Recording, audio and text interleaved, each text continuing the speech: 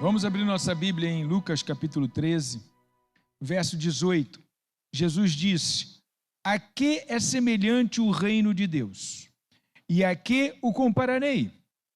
É semelhante a um grão de mostarda, que um homem plantou na sua horta, e cresceu, e fez-se árvore, e as aves dos céus se aninharam nos seus ramos. Deus e Pai amado, soberano Senhor. Então aqui eu tenho uma parábola muito curtinha, em que ele faz comparações, né? São duas comparações que serão feitas aqui ao reino dos céus. E ele fala que o reino dos céus pode ser entendido como uma sementinha. Só que ele usou a menor semente conhecida, a semente da mostarda. E a semente da mostarda tem uma peculiaridade muito interessante. A semente da mostarda, apesar de ser pequenininha, como é que fala? Mostardeira?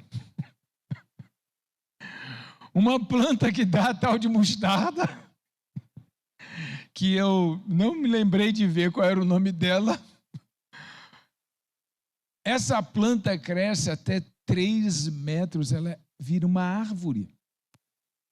Ela vira uma árvore assim, daquele tamanho ali, daquela acerola, talvez maior, porque ali não tem nem 3 metros, talvez maior.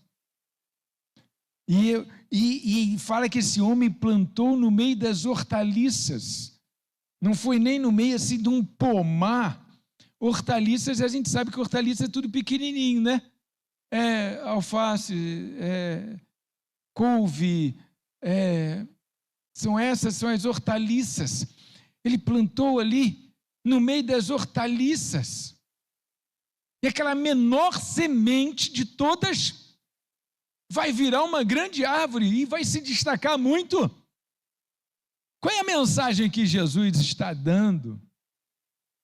Que aspecto ele está trazendo desse reino de Deus? O reino nasce pequenininho. Nasce pequenininho, mas muito pequeno. A gente pode dizer assim que ele nasce quase que do nada. Da onde você nem imagina. Como entender que uma semente do tamanho de uma pulga, meu Deus, ela pode crescer e dar uma árvore de 3 metros. Porque você viu a semente da mangueira? Um mangão desse tamanho assim, um caroção enorme, uma árvore forte. A árvore que dá a mostarda, a semente mínima. Então ele está dizendo assim, o reino de Deus é igual a uma semente de mostarda. Nasce pequeno. Nasce por nada. Você nem vê. Ele vai inteirar a ideia de que você nem vê na próxima parábola, a parábola do fermento. Disse mais: a que compararei o reino dos céus? É semelhante ao fermento que uma mulher pegou e misturou em 3 medidas de farinha, até ficar tudo levedado. Agora tem um outro detalhe aqui que entra.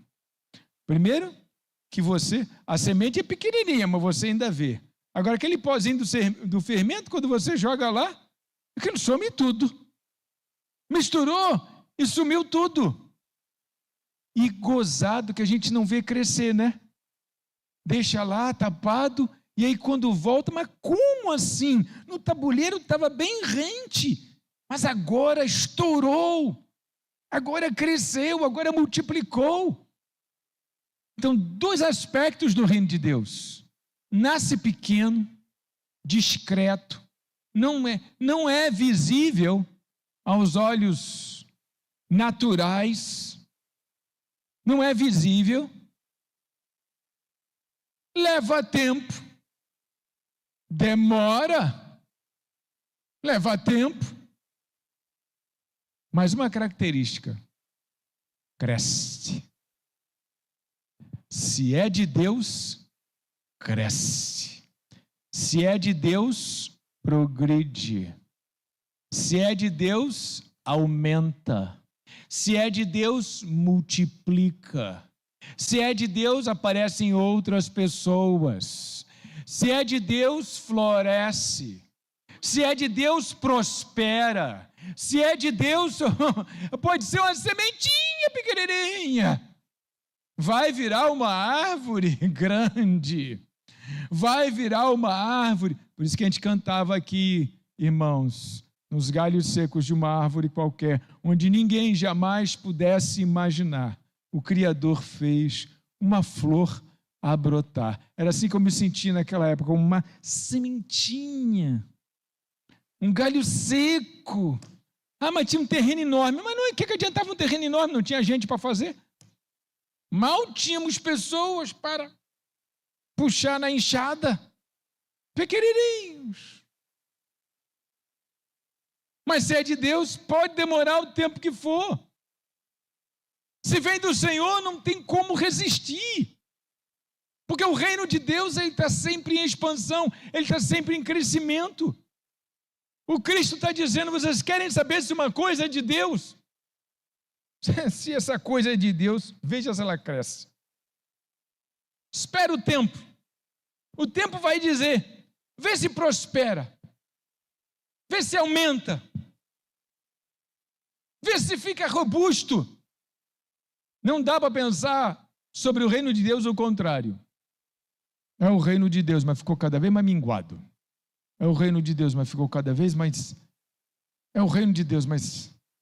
E aí como é que começou essa obra? Essa obra começou com Cristo e 12 pessoas. Número inicial, 12 pessoas que vieram, atenderam prontamente ao chamado. E depois de 12 pessoas... Não tinha nem crescido tanto assim, porque no final das contas sobraram só 120. Mas era o reino de Deus. O reino de Deus cresce. Veio a era do Espírito Santo. Veio a era do poder que vem do alto. Veio a era da fé do invisível. Ele não está mais aqui, mas o Espírito dele está aqui. E, gente, olha que coisa fantástica, agora não tinha monte para o Senhor falar, porque o Deus falava no monte, lá na antiguidade, com os profetas. Deus falou através de Jesus, agora não tem nem Jesus, nem um monte mais. A mulher ainda pergunta para Jesus, onde é que é o lugar da adoração correta? É aqui no templo ou lá no monte? E ele diz, não vai ser aqui, vai chegar um tempo que não vai ser nem aqui nem lá. Oh, meu Deus do céu, não tem mais lugar. É onde o Espírito estiver, onde 2 ou 3 estiver, reunido em seu nome. Lá é o lugar da adoração. Mas como? O negócio vai prosperar assim? Agora não temos mais um referencial. O negócio vai prosperar assim, porque o negócio é do Espírito. O reino é do Espírito. O vento sopra onde quer. Você não controla o vento. Então, o que aconteceu? Esse reino de Deus bateu o vento lá em Jerusalém, ele espalhou ele para tudo quanto foi lugar, para o norte, para o sul, para o leste, para o oeste. Os discípulos saíram perseguidos, sendo maltratados. As pessoas não acreditavam naquela palavra. Alguns sim, alguns não.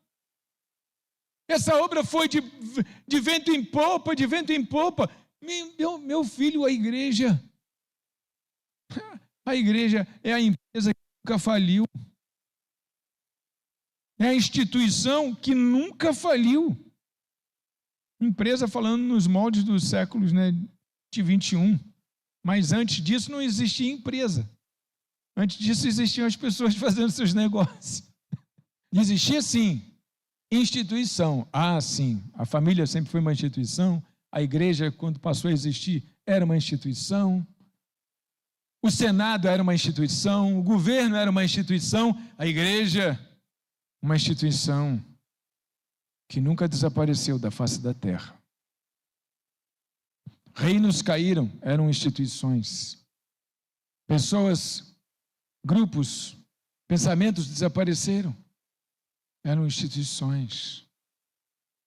A igreja passou épocas negras, épocas terríveis, tanto é que teve que o evento da reforma só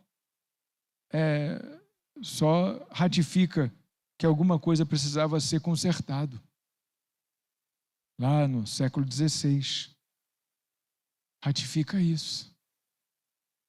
Porque estava no caminho errado. Mas mesmo andando pelo caminho errado, o reino de Deus nunca deu um passo atrás, sempre cresceu.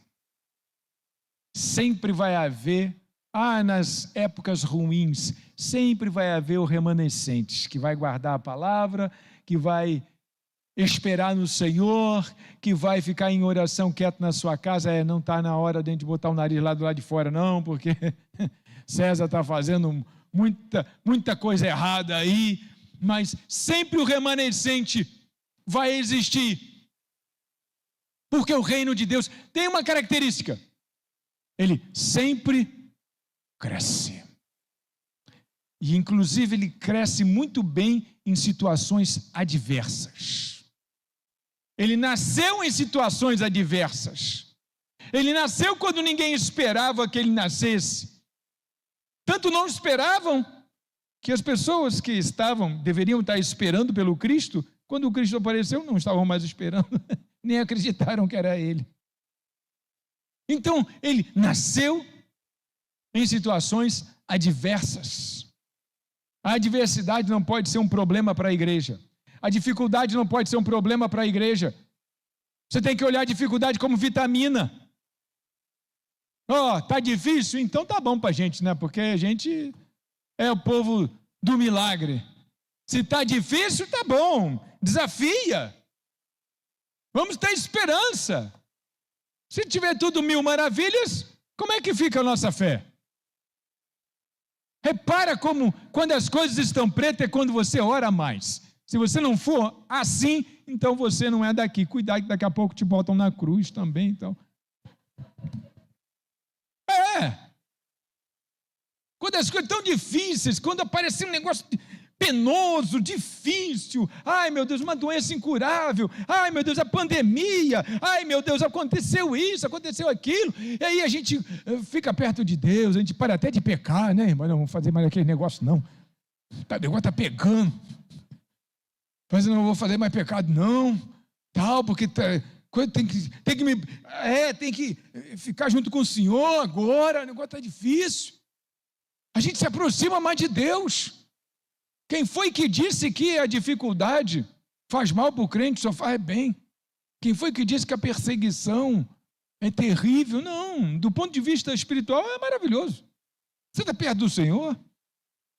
Pastor, mas se eu vier morrer, caramba, não é esse o objetivo? Morrer por Cristo?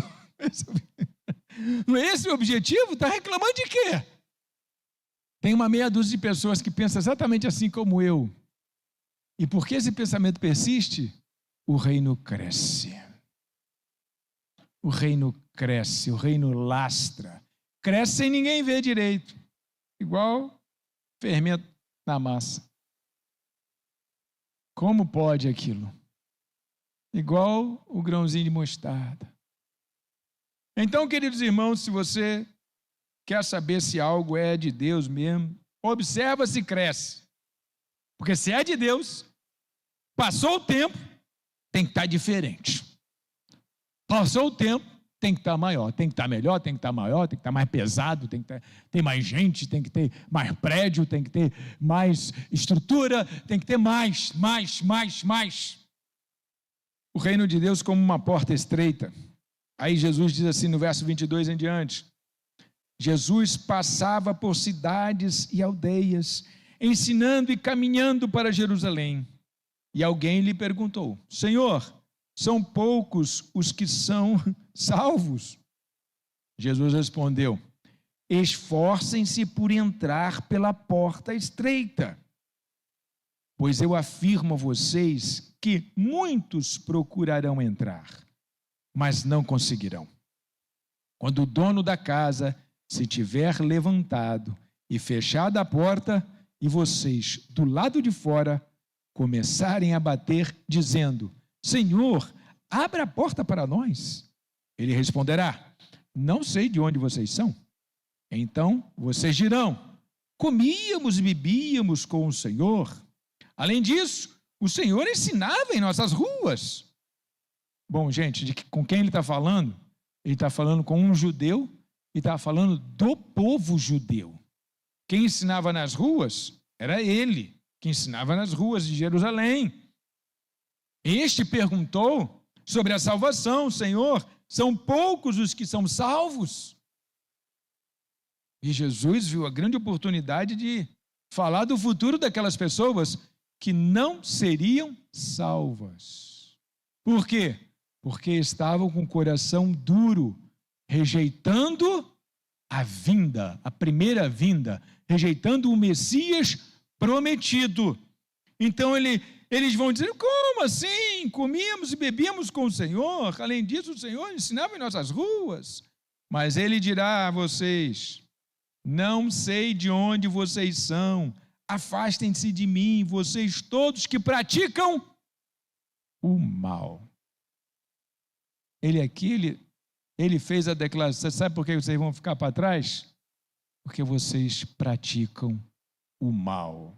Ah, mas a gente estava na reunião lá, a gente estava comendo com o Senhor, a gente estava assim, tudo religioso, ninguém estava ali de coração, tudo com algum interesse. Vocês não estavam lá porque vocês tinham fé, vocês estavam lá por outros motivos. Mas Deus conhece o coração de cada um de nós, irmãos. Deus sabe por que eu estou aqui, porque você está aqui também. Deus conhece. Não vai ter esse negócio de chegar lá e dizer que estava na igreja. Não vai ter esse negócio de chegar lá e dizer que estava na igreja, que foi batizado, que dava oferta. Não vai ter esse negócio. Ele sabe o que está dentro do nosso coração. Acabou. Não vai ter como. Não vai ter explicação. É isso que ele está dizendo. E ele está falando para um judeu aqui: ali haverá choro e ranger de dentes, quando vocês virem Abraão, Isaque, Jacó e todos os profetas no reino de Deus, mas vocês lançados fora. Vai ter choro e ranger de dentes quando vocês virem Abraão, Isaque, Jacó no reino de Deus. E vocês, lançados fora. A presente geração, o judeu de hoje, daquela época lá de Jesus, quando estava falando com ele lá, aqueles que rejeitaram. Gente, às vezes eu fico vendo, a falta de leitura bíblica é uma coisa impressionante, né? As pessoas fazendo comentário da guerra de Israel de hoje, de agora, como se Israel fosse a nação eleita de Deus. Como se esse grupo que está aí foi reprovado há 2000 anos atrás, quando rejeitou o Cristo. Veio para os seus, mas os seus não o receberam. Aqui ele está dizendo: olha, vocês vão ver Abraão lá no céu, sim, vocês vão ver Isaque, vocês vão ver Jacó, mas vocês vão estar fora. Vocês rejeitaram a visitação. Não é esse o discurso quando ele chega em Jerusalém e ele chora? Por que ele chora? Porque ele foi rejeitado na sua própria casa. Então ele aqui reitera isso para aquele que agora representava esse povo. E ele ainda diz: muitos virão do Oriente e do Ocidente, do Norte e do Sul, e tomarão lugar à mesa do reino de Deus, mas vocês estarão fora de lá. Ou seja, o Israel de hoje, a nação de Israel de hoje, não é o povo de Deus, conforme eu vejo uns crentes aí que não leem a Bíblia. Não tem nada a ver. A briga de Israel hoje é uma briga política. E nada tem a ver com guerra santa, com guerra de nada. E guerra santa que eu conheço é joelho no chão.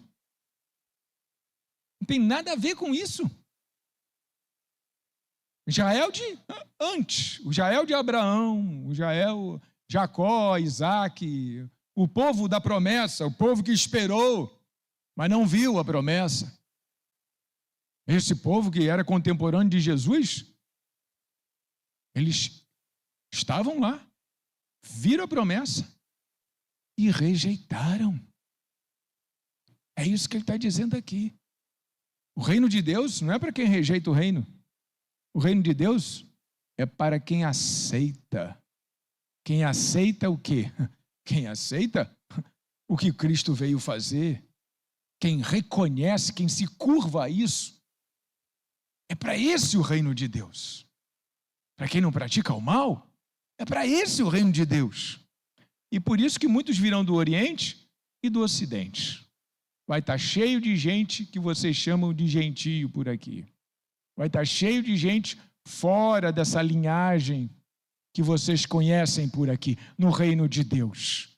Muitos virão do Oriente e do Ocidente. Tipo assim, quase que ele diz, qualquer um. Que muitos virão do Oriente e do Ocidente, você pode dizer, qualquer um vai estar lá no reino de Deus. Desde que se curve ao reino. Desde que reconheça o reino. Olha ele falando, foi a pergunta, não foi essa? Muitos serão salvos? São poucos os que são salvos, Senhor. Quem é que vai ser salvo? Quem vai ser salvo? Quem vai ser salvo? Vai ter muita gente salva. Os do Oriente, do Ocidente, mas vocês não vão entrar. Porque vocês rejeitaram o dia da sua visitação. Vocês não reconheceram o dia da sua visitação. Foram visitados pelo Deus em carne e osso e não conseguiram ver Deus em Jesus. Então, por favor, para de sentir pena de Israel, tal, porque esse Israel que briga lá, não é esse Israel que a gente fala na igreja. Israel, que é nação santa e etc., são os filhos de Abraão, Isaac e Jacó, os patriarcas, aquela galera lá, essa aí e tal. E depois de Cristo? Não, depois de Cristo eles tinham que se converter, não se converteram, então agora, infelizmente, é assim que funciona, é assim que está escrito. Depois de Jesus, todos tinham que ter se convertido, se curvado ao Mestre. Porque a promessa foi para a nação deles. Mas rejeitaram a promessa. E agora a gente aqui do Ocidente saiu ganhando, né? Muitos virão do Oriente e do Ocidente. E estarão à mesa no reino de Deus. Mas vocês não vão entrar. Ele foi claro.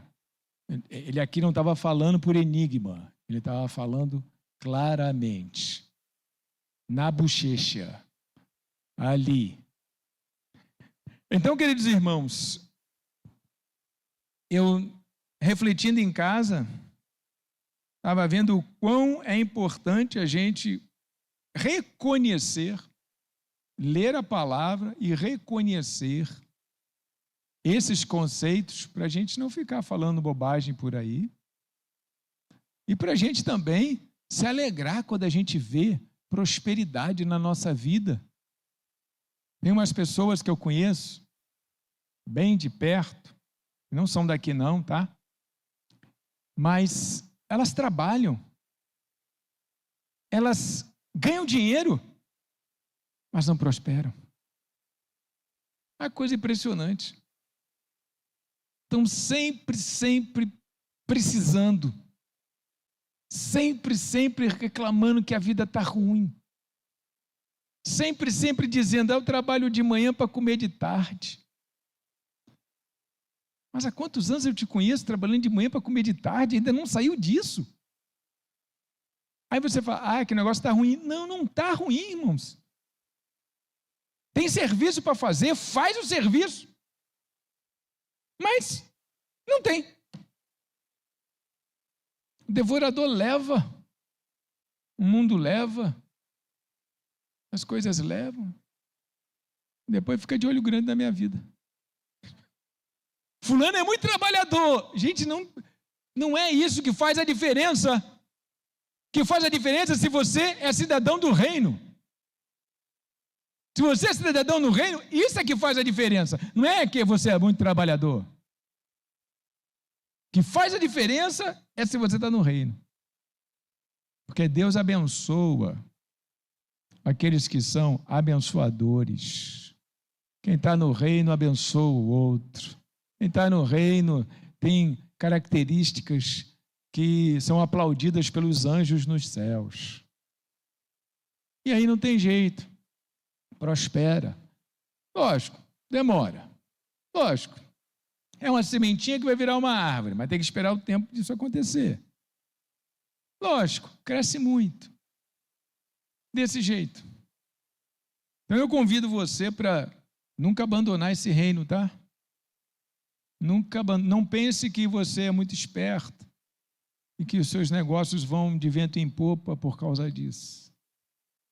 Não pense. Faz muito sentido a vida abençoada do cristão. Vamos curvar a cabeça para uma palavra de oração, são 10 horas. Deus e Pai amado, soberano Senhor,